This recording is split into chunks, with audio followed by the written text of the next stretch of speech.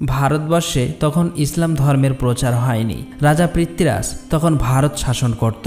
রাজা পৃথ্বীরাজ প্রতিনিয়ত তার প্রহরীদের নিয়ে পূজা করার জন্য মন্দিরে যাতায়াত করত। ভারতের মানুষ তখন দেবদেবী এবং অগ্নি পূজা করত, অজ্ঞতা আর কুসংস্কারে ডুবেছিল। ওই সময় একদিন রাতে হযরত খাজা মঈনুদ্দিন চিশতি রহমাতুল্লাহ আলাইহি তার নিজ গৃহে শায়িত ছিলেন। গভীর রজনীতে তিনি স্বপ্নে দেখলেন রাসূল সাল্লাল্লাহু আলাইহি ওয়াসাল্লাম বলছেন, হে খাজা মঈনুদ্দিন, তুমি হিন্দুস্তানে যাও, সেখানে গিয়ে দ্বীনের দাওয়াত দাও, ইসলাম ধর্ম প্রচার করো। হিন্দুস্তানের মানুষ কুসংস্কারের মধ্যে পড়ে আছে, তুমি যাও, তাদেরকে আল্লাহর পথে ফিরিয়ে আনো। এই স্বপ্ন দেখে খাজা মঈনুদ্দিন চিশতি জাগ্রত হলেন। অতঃপর দেরি না করে পরের দিন খাজা মঈনুদ্দিন চিশতি বেশ কয়েকজন সঙ্গী সাথী সহ হিন্দুস্তানের পথে রওনা হলেন। বেশ কয়েকদিন অনেক পথ অতিক্রম করার পর ভারতের রাজস্থানের আজমির নামক স্থানে প্রবেশ করলেন। সেখানে তখন রাজা পৃথ্বীরাজ শাসন করত। তার বিরুদ্ধে কথা বলে এমন কারো সাহস ছিল না। এদিকে খাজা মঈনুদ্দিন চিশতি ও তার সঙ্গী সাথীরা অনেক পথ অতিক্রম করে ক্লান্ত হয়ে পড়েছিল। তাই খাজা মঈনুদ্দিন চিশতি এবং তার সঙ্গীরা আজমিরের তারাগাড় পাহাড়ের নিচে বিশ্রাম নিচ্ছিলেন। ঠিক ওই সময় নামাজের সময় হয়ে গিয়েছিল। সেই জন্য খাজা মঈনুদ্দিন চিশতি তার সঙ্গীদের বললেন, তোমরা পানির সন্ধান করো, কেননা অজু করতে হবে, নামাজের সময় হয়ে গিয়েছে। তখন দুইজন সঙ্গী একটি লোটা নিয়ে পানির সন্ধানে বার হলেন। কিছু দূর যাবার পর তারা দেখল বিশাল একটা বড় সাগর সামনে দেখা যাচ্ছে, যেটি বর্তমানে আনা সাগর নামে পরিচিত। তারা আনা সাগরের সামনে গিয়ে দেখল রাজার সেনাবাহিনী আনা সাগরের চারিদিকে ঘিরে রেখেছে। তাদেরকে দেখা মাত্রই সেনাবাহিনী বলল, আপনারা কে, আর এর আগে তো কখনই দেখিনি, এখানে কি চাই? সঙ্গী দুজন বলল, আমরা হলাম খাজা মঈনুদ্দিন চিশতির মুরিদ, আমরা এখানে অজু করার জন্য এক লোটা পানি নিতে এসেছি। এটা শুনে সেখানে থাকা সমস্ত সেনাবাহিনী উচ্চস্বরে হাসতে লাগলো আর বলল, আপনারা কি রাজা পৃথ্বীরাজের নাম শোনেননি? তার হুকুম অমান্য করলে কঠিন শাস্তির ব্যবস্থা হবে। এই সাগরে অন্য কারোর পানি নেওয়া তো দূরের কথা, পানিতে হাত দেওয়াও নিষেধ, কারণ এই পানি তাহলে অপবিত্র হয়ে যাবে। এই কথা বলে তাদেরকে তাড়িয়ে দিলেন। দুইজন সঙ্গী ব্যথাভরা মন নিয়ে খাজা মঈনুদ্দিন চিশতির নিকটে ফিরে আসলেন। তখন খাজা মঈনুদ্দিন চিশতি বললেন, তোমাদের কি হয়েছে? তোমরা কি পানির সন্ধান পাওনি? এবার ওই দুজন বলল, হুজুর, পানি তো পেয়েছি, কিন্তু আমাদের দেয়নি, তাড়িয়ে দিয়েছে, আর বলেছে রাজা পৃথ্বীরাজ এই পানি নেওয়ার জন্য কারো অনুমতি দেয় না, তার হুকুম অমান্য করলে কঠিন শাস্তি দিতে বাধ্য হবে। তাদের সব কথা শুনে খাজা মঈনুদ্দিন চিশতি আল্লাহর দরবারে দোয়া করার পর তাদেরকে বললেন, তোমরা আনা সাগরের সামনে গিয়ে বলবে খাজা মঈনুদ্দিন চিশতি আমাকে পাঠিয়েছে। অতঃপর দুইজন সঙ্গী আবারও অজুর পানি আনার জন্য রওনা হলেন। তারা যখন আনা সাগরের সামনে গিয়ে হাজির হলো, সেনাবাহিনীরা তাদেরকে দেখে বলল, কি ব্যাপার, তোমরা আবার এসেছো কেন? তখন তারা বলল, অজুর পানি নিতে এসেছি। সেনাবাহিনী বলল, বলেছি না পানি দেওয়া যাবে না, রাজা পৃথ্বীরাজ শুনলে এতক্ষণ তোমাদের হয়তো জীবন চলে যেত, আমরা কোনো মতেই পানি দেব না। তখন তারা বলল, আমরা তোমাদের কাছে পানি চাইব না, এই আনা সাগরের কাছেই পানি চাইতে এসেছি। এই কথা শুনে সেখানে থাকা সমস্ত সেনাবাহিনী উচ্চস্বরে হাসতে লাগলো। ঠিক ওই সময় তারা আল্লাহর দরবারে দোয়া করার পর হাতে থাকা লোটাটি এগিয়ে দিয়ে বলল, হে আনা সাগর, আমরা খাজা মঈনুদ্দিন চিশতি রহমাতুল্লাহ আলাইহির মুরিদ, খাজা মঈনুদ্দিন চিশতি আমাদেরকে পাঠিয়েছে, আল্লাহর হুকুমে এই লোটার মধ্যে চলে এসো। এই কথা বলার সাথে সাথে এক নিমেষেই সেই বিশাল আনা সাগরের পানি লোটার মধ্যে চলে এলো। চোখের সামনেই এমন বিস্ময়কর অলৌকিক ঘটনা দেখার পর সেখানে থাকা সমস্ত সেনাবাহিনী বিস্ময়ে হতবাক হয়ে গেলেন। দেরি না করে সাথে সাথে তারা কলেমা পড়ে ইসলাম ধর্ম গ্রহণ করলেন। আর কিছুজন ছিল কট্টর হিন্দুত্ববাদী। তাদের মনে হয়েছিল এটি কোনো জাদুর প্রভাব, তাই তারা পৃথ্বীরাজকে খবর দেওয়ার জন্য দ্রুত রাজ দরবারে চলে আসলেন। রাজা পৃথ্বীরাজ তাদেরকে দেখে বললেন, কি ব্যাপার, তোমাদের চোখে মুখে এমন ভয়ের চিহ্ন দেখাচ্ছে কেন? তখন তারা বলল, রাজামশাই, সর্বনাশ হয়ে গেছে। রাজা পৃথ্বীরাজ বলল, কি হয়েছে? তখন তারা বলল, রাজামশাই, কোথা থেকে যেন এক বিশাল বড় জাদুঘর এখানে এসেছে, দেখলে তাদের ফকির মনে হবে, কিন্তু তারা তাদের জাদুর প্রভাবে সমস্ত আনা সাগরের পানি পানি একটি লোটার মধ্যে নিয়ে নিয়েছে। এই কথা শোনা মাত্রই রাজা পৃথ্বীরাজের মাথায় যেন আকাশ ভেঙে পড়ল। জীবনে সে অনেক জাদুঘর দেখেছে, কিন্তু এমন জাদুর প্রভাব সে কখনোই শুনেনি। তাই নিজের চোখে দেখার জন্য দ্রুত সেনাবাহিনীদের নিয়ে সেই আনা সাগরের কাছে যাওয়ার উদ্দেশ্যে রওনা হলেন। আনা সাগরের পাশ দিয়ে যাওয়ার সময় লক্ষ্য করে দেখলেন সমস্ত আনা সাগরে এক বিন্দু পানি মাত্র নেই। এদিকে সমস্ত আজমিরের লোক দলে দলে খাজা মঈনুদ্দিন চিশতি রহমাতুল্লাহ আলাইকে দেখার জন্য সেখানে যেতে লাগলেন। খাজা মঈনুদ্দিন চিশতি এবং তার সঙ্গীরা নামাজ শেষ করে বসেছিল। হঠাৎ তখনই রাজা পৃথ্বীরাজ সেখানে হাজির হলেন। দেখলেন ইতিমধ্যেই অনেক হিন্দু ইসলাম ধর্ম গ্রহণ করেছে। এটা দেখে রাজা মনে মনে খুবই রাগান্বিত হলেন। রাজা পৃথ্বীরাজ ছিল খুবই চালাক, কট্টর হিন্দুত্ববাদী। পৃথ্বীরাজ বললেন, আপনি কে আর কোথায় থেকে এখানে এসেছেন? তখন তিনি বললেন, আমার নাম খাজা মঈনুদ্দিন চিশতি।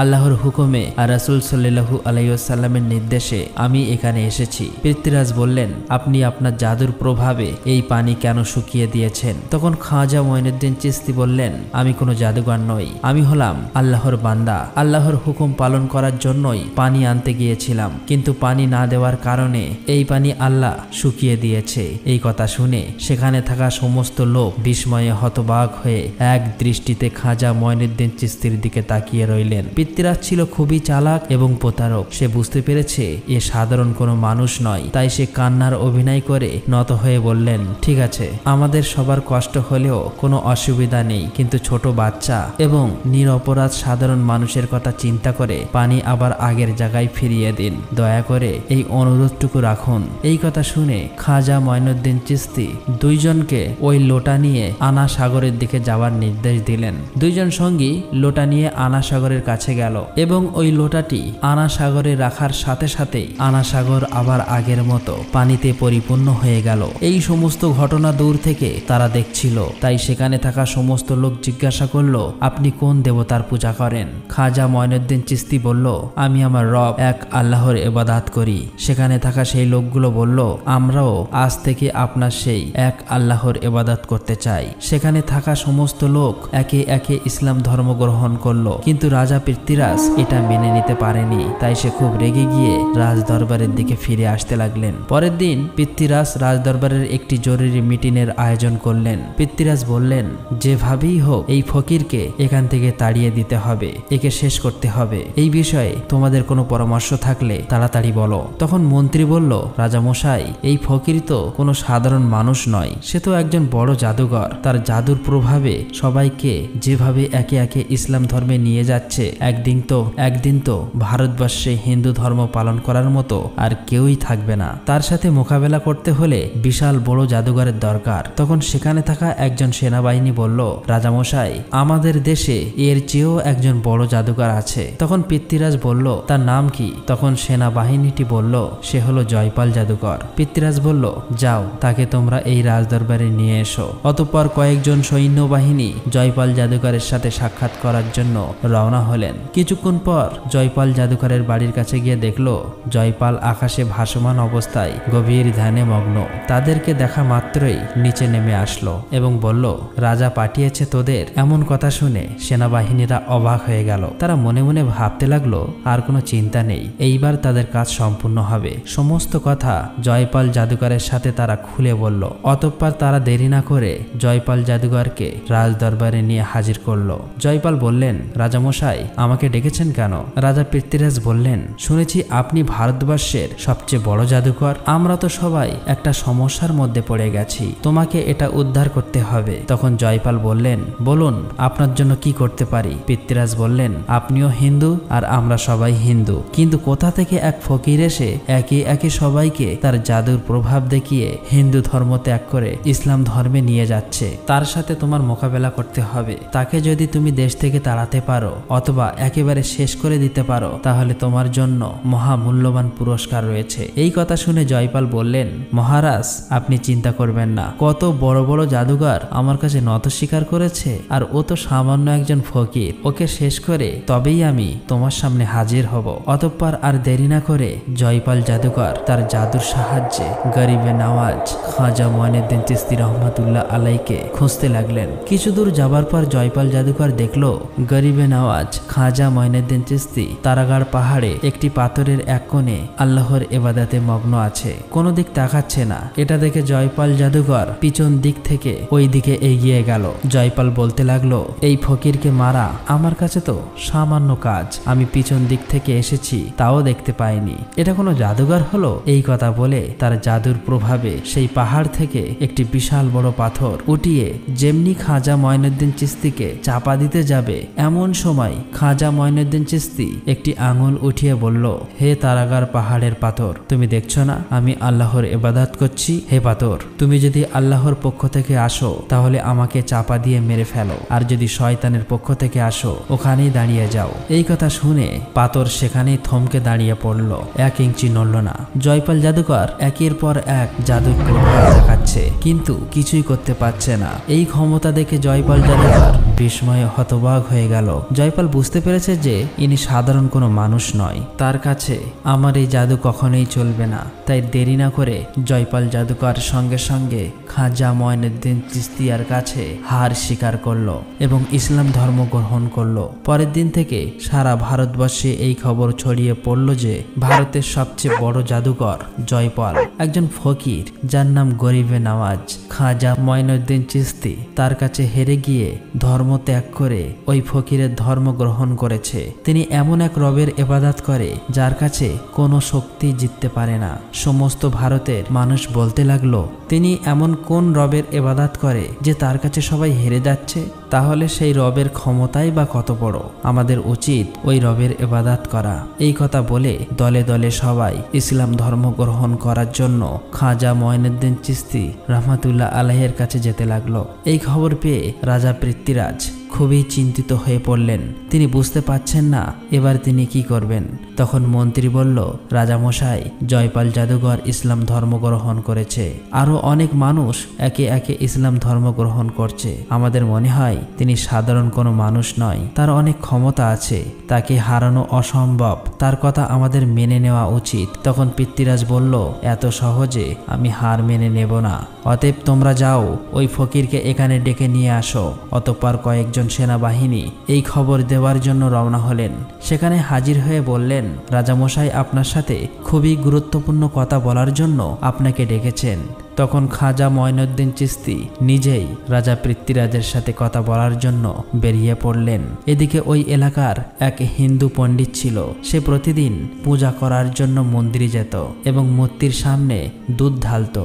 একদিন তার মেয়ে সেই পণ্ডিতকে জিজ্ঞাসা করলো, বাবা, আপনি প্রতিদিন দুধ নিয়ে মন্দিরে যান, মন্দিরে ওই মূর্তি কি দুধ পান করে? তখন হিন্দু পণ্ডিতটি বলল, মা, মূর্তি কখনো দুধ পান করে না, ওই মূর্তিগুলোকে আমরা পুজো করি। তখন তার মেয়ে বলল, বাবা, আমি ওই মূর্তিটির দুধ খাইয়ে তবেই আসবো, আমি দেখতে চাই যে আসলেই এই দুধ পান করে কিনা। তখন হিন্দু পণ্ডিত বলল, মা, এমন কথা বলতে নেই, সে তো আমাদের ভগবান, মূর্তি কি কখনো দুধ পান করে? তবে মন্দিরে যেদিন কেউ থাকবে না তুমি সেদিন গিয়ে দেখতে পারো। অতঃপর একদিন তার মেয়ে দুধ নিয়ে ওই মন্দিরে হাজির হলো। ওই মূর্তির সামনে গিয়ে বলল, তুমি তো আমাদের ভগবান, তাহলে নিশ্চয়ই আমার কথা শুনছো।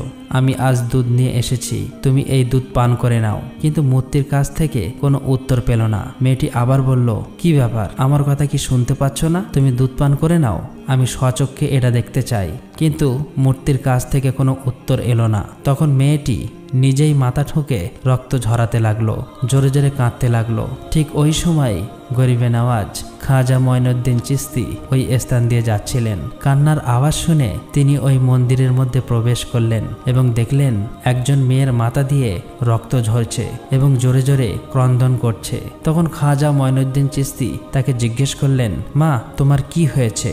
মেয়েটি বলল, দেখুন না বাবাজি, আমি দুধ নিয়ে এসেছি এই মূর্তিকে খাওয়াবো বলে, কিন্তু সে কিছুতেই আমার কথা শুনছে না। তখন খাজা মঈনুদ্দিন চিশতি বললেন, মা, মূর্তি কখনো কথা বলতে পারে না এবং খেতেও পারে না। তখন মেয়েটি আবারও নিজের মাথা ঠুকে রক্ত ঝরাতে লাগলো। মেয়েটির এমন ভক্তি দেখে খাজা মঈনুদ্দিন চিশতি অবাক হলেন। তাই মূর্তির সামনে গিয়ে মূর্তিটির কান ধরে বললেন, আমি খাজা মঈনুদ্দিন চিশতি বলছি, তুমি কি শুনতে পাচ্ছ না? এই অসহায় নিষ্পাপ মেয়েকে তুমি কাঁদাচ্ছ কেন? এই দুধগুলো খেয়ে নাও। এই কথা বলার সাথে সাথেই ওই মূর্তি দুধ খাওয়া শুরু করলো। এটা দেখে মেয়েটি খুবই খুশি হলো এবং আনন্দে সেখান থেকে চলে আসলো। মেয়েটি যখন গ্রামে প্রবেশ করলো, অনেকেই বলতে লাগলো এই মেয়েটি হয়তো কোনো অপকর্ম করে এসেছে, সবাই কলঙ্কিত করছে, এখন আমাদের কি হবে। সেখানে ওই মেয়েটির বাবাও উপস্থিত ছিল। তারা সবাই বলতে লাগলো কি ব্যাপার, তোমার এই অবস্থা কেন? মেয়েটি বলল, বাবা আমি মূর্তিকে দুধ খাইয়ে এসেছি। এই কথা শুনে সবাই অবাক হলো এবং বলল এই মেয়ে মিথ্যা বলছে, মূর্তি কখনো দুধ খায় না, নিজেই অপকর্ম লুকানোর চেষ্টায় আমাদেরকে ধোঁকা দিচ্ছে। মেয়েটি তখন কাঁদতে কাঁদতে বিনয়ের সাথে বলল, আমি অনেক বলার পরেও মূর্তি যখন দুধ খায়নি তখন নিজে মাথা ঠুকে রক্ত ঝরিয়েছি। ঠিক ওই সময় এক ফকির বাবা এসে মূর্তির কান ধরে বলল দুধ খেয়ে নাও, আর সাথে সাথে এই ফকির বাবার কথায় মূর্তি দুধ খাওয়া শুরু করলো। তখন সেখানে থাকা সমস্ত লোক আশ্চর্য হয়ে গেল এবং বলল কে ওই ফকির বাবা? মেয়েটি বলল, আমি ওই ফকির বাবাকে চিনি না, তবে মনে হয় আশেপাশে কোথাও আছে। তারা সবাই খাজা মঈনুদ্দিন চিশতিয়ার সাথে সাক্ষাৎ করার উদ্দেশ্যে বেরিয়ে পড়লেন। এদিকে খাজা মঈনুদ্দিন চিশতি ততক্ষণে পৃথ্বীরাজের দরবারে এসে হাজির হলেন। পৃথ্বীরাজ বললেন, হে ফকির বাবা তুমি কি চাও? খাজা মঈনুদ্দিন চিশতি বললেন, আমি ভারতের মানুষকে অন্ধকার থেকে দূরে সরিয়ে কোরআনের আলো দিয়ে আলোকিত করতে চাই। আমি চাই সবাই কুসংস্কার ছেড়ে তওবা করে আল্লাহর পথে ফিরে আসুক, যিনি পৃথিবীর মালিক, যিনি আখিরাতের মালিক, যিনি বললেই এক নিমেষেই সব হয়ে যায়। আমাদের সবার রিজিকের মালিক, জন্ম মৃত্যু সবকিছু তারই ক্ষমতা। সেই মহান আল্লাহ তাআলার ইবাদত করতে চাই, আমি কারো ক্ষতি চাই না। তিনি যখন এসব কথা বলছে ঠিক ওই সময় একজন ইসলাম বিদ্বেষী ব্যক্তি তার আধ্যাত্মিক ক্ষমতা পরীক্ষা করতে এসে বলল, তিনি যদি সত্যিকারের আধ্যাত্মিক শক্তিধর হন তবে পানি থেকে আগুন তৈরি করে দেখান। খাজা মঈনুদ্দিন চিশতি রহমাতুল্লাহ আলাইহে আল্লাহর নাম স্মরণ করে পানির উপর ফুঁ দিলেন এবং সেই পানি থেকে আগুন বের হতে শুরু করে। চোখের সামনেই এমন বিস্ময়কর অলৌকিক ঘটনা দেখে ওই ব্যক্তি খাজা মঈনুদ্দিন চিশতির কাছে ক্ষমা চায় এবং তার ক্ষমতায় বিশ্বাসী হয়ে সাথে সাথেই ইসলাম ধর্ম গ্রহণ করে। ওই সময় এই রাজদরবারের সমস্ত মানুষ সহ রাজা পৃথ্বীরাজও বুঝতে পেরেছিলেন যে এমন আল্লাহওয়ালা মানুষের সাথে কখনোই মোকাবেলা করা সম্ভব নয়। অনেক অলৌকিক ঘটনা দেখার পর তারা আর দেরি করলেন না, ক্ষমা চাইলেন এবং সঙ্গে সঙ্গে তারা খাজা মঈনুদ্দিন চিশতির হাতে হাত দিয়ে মুরিদ হয়ে গেলেন এবং ইসলাম ধর্ম গ্রহণ করলেন। খাজা মঈনুদ্দিন চিশতি তাদেরকে ক্ষমা করে দিলেন। অতঃপর খাজা মঈনুদ্দিন চিশতি সেখান থেকে চলে আসলেন। খাজা মঈনুদ্দিন চিশতি তার সঙ্গী সাথী সহ তারাগার পাহাড়ের ওই স্থানে অবস্থান করলেন। খাজা মঈনুদ্দিন চিশতি যখন এক স্থানে আল্লাহর ইবাদতে মগ্ন ছিলেন, ঠিক ওই সময় হিন্দু পণ্ডিত সহ ওই লোকগুলো ওই স্থান দিয়ে যাচ্ছিলেন। তখন হিন্দু পণ্ডিতের ওই মেয়েটি বলল, ওই দেখুন ওই যে ফকির বাবা বসে আছে, ওই ফকির বাবার কথায় মূর্তি দুধ খেয়েছিল। তখন তারা একে একে সবাই খাজা মঈনুদ্দিন চিশতি রহমাতুল্লাহ আলাইহির কাছে হাজির হলেন এবং বললেন, হে ফকির বাবা আপনি কে, আর আপনি কোন এমন জাদু জানেন যে আপনার কথায় মূর্তি দুধ খেয়েছে? খাজা মঈনুদ্দিন চিশতি বললেন, আমি তো আল্লাহর এক বান্দা, আমার কথায় কিছুই হয় না, আমার আল্লাহ যা বলে তাই হয়ে যায়, আমি সেই আল্লাহর ইবাদত করি। তখন তারা বলল, আমরা আজ থেকে সেই আল্লাহর ইবাদত করতে চাই। এই ভারতে তো সবাই একে একে ইসলাম ধর্ম গ্রহণ করেছে, আমাদেরকেও ইসলাম ধর্ম গ্রহণ করিয়ে দিন। অতঃপর তারা সকলেই ইসলাম ধর্ম গ্রহণ করলেন। এই ঘটনার কয়েকদিন পর খাজা মঈনুদ্দিন চিশতি সেখানে একটি জঙ্গলের মধ্য দিয়ে যাচ্ছিলেন। যাওয়ার সময় দূরে লক্ষ্য করে দেখলেন কয়েকজন হিন্দু পণ্ডিত এবং সেখানে থাকা বিভিন্ন লোকজন অগ্নি পূজা করছে। এটা দেখে খাজা মঈনুদ্দিন চিশতি তাদের দিকে এগিয়ে গেলেন এবং বললেন, আপনারা আগুন পূজা করছেন কেন? এই আগুন আপনাদের কি উপকার করে? তখন তারা বলল, এই আগুন হলো আমাদের খোদা, আগুনকে খুশি করছি, মৃত্যুর পরে নরকের আগুন থেকে মুক্তি পাওয়ার জন্য আগুন পূজা করছি। তখন খাজা মঈনুদ্দিন চিশতি রহমাতুল্লাহ আলাইহি বললেন, আচ্ছা বেশ, তাহলে আপনারা আগুনকে খুশি করছেন, আগুনকে স্পর্শ করুন তো, আগুন আপনাদের জ্বালিয়ে দেয় কিনা। তখন সেখানে থাকা আরেকজন বলল, এটা আবার কেমন ধরনের কথা? আগুনে হাত দিলে তো হাত পুড়েই যাবে। তখন খাজা মঈনুদ্দিন চিশতি বললেন, আপনারা এমন খোদার পূজা করেন যে ওই খোদা তোমাদেরকে পুড়িয়ে দেবে, কিন্তু আমি এমন এক খোদার পূজা করি যার হুকুমে আগুন ঠান্ডা হয়ে যায়। এই কথা শুনে সেখানে থাকা আরেকজন হিন্দু পণ্ডিত অট্টহাসি করে বলল, আগুনের ধর্ম তো পোড়ানো, আর আপনি যেহেতু বলছেন তাহলে আপনি আমাদের স্বচক্ষে দেখান। তখন খাজা মঈনুদ্দিন চিশতি রাহমাতুল্লাহ আলাইহি আগুনকে লক্ষ্য করে বললেন, হে আগুন, আমি আল্লাহর এক বান্দা খাজা মঈনুদ্দিন চিশতি বলছি, আল্লাহর হুকুমে তুমি ঠান্ডা হয়ে যাও। এই কথা বলে খাজা মঈনুদ্দিন চিশতি আগুনের মধ্যে প্রবেশ করলেন, কিন্তু তারা অবাক হয়ে দেখলেন খাজা মঈনুদ্দিন চিশতি আগুনের মধ্যে প্রবেশ করল, কিন্তু একটুও পুড়ে যায়নি। এই অলৌকিক ঘটনা স্বচক্ষে দেখার পর তারা সবাই অবাক হয়ে গেলেন এবং বললেন, আপনি কে আর আপনি কোন খোদার ইবাদত করেন? তখন খাজা মঈনুদ্দিন চিশতি বললেন, আমার নাম গরিবে নওয়াজ খাজা মঈনুদ্দিন চিশতি, যিনি বিশ্ব জগৎ সমূহের প্রতিপালক, তিনি ছাড়া কোনো উপাস্য নাই, তিনি এই সমস্ত ক্ষমতার মালিক, এক আল্লাহর ইবাদত করি। তখন সেখানে থাকা সমস্ত লোক বলল, আমরাও আজ থেকে সেই মালিকের ইবাদত করতে চাই। এই বলে সেখানে থাকা সমস্ত মানুষ ইসলাম ধর্ম গ্রহণ করে নিল। আর এভাবেই খাজা মঈনুদ্দিন চিশতি রাহমাতুল্লাহ আলাইহি ভারতবর্ষে এসে কোরআনের আলো দিয়ে ইসলাম ধর্ম প্রচার করল। আল্লাহ তাআলার দেওয়া অলৌকিক ঘটনা দেখার পর কোটি কোটি হিন্দু ইসলাম ধর্ম গ্রহণ করেছিল, যা এক নজিরবিহীন দৃষ্টান্ত। আর এভাবেই সমগ্র ভারতে ইসলাম ধর্ম ছড়িয়ে পড়ল। তো প্রিয় বন্ধুরা, আপনারা যদি চান যে খাজা মঈনুদ্দিন চিশতি রাহমাতুল্লাহ আলাইহের মৃত্যুর পরে যেসব অলৌকিক ঘটনা ঘটে গিয়েছে তার পাঠ যদি আপনারা চান, অবশ্যই কমেন্ট বক্সে লিখবেন। আর আজ এই পর্যন্ত ভিডিওটি কেমন লেগেছে অবশ্যই কমেন্ট করবেন। আসসালামু আলাইকুম।